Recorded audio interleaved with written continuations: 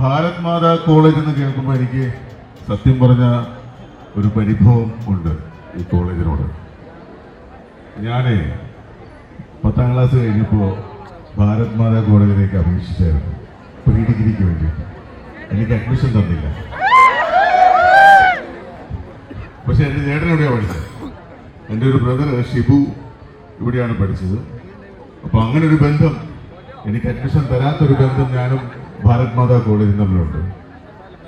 അപ്പോൾ ഇന്നിപ്പോൾ ഞങ്ങളിവിടെ എത്തിയിരിക്കുന്നത് ആശാൻ എന്ന് പറയുന്ന ഞങ്ങളുടെ ഒരു സിനിമയുമായിട്ടാണ്. ആ സിനിമയുടെ കാര്യം നിങ്ങളോടൊന്ന് പറയാൻ വേണ്ടിയിട്ടാണ്.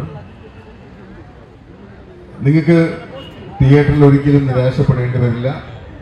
ഈ സിനിമയ്ക്കുള്ളിലെ ഒരു സിനിമയാണ്.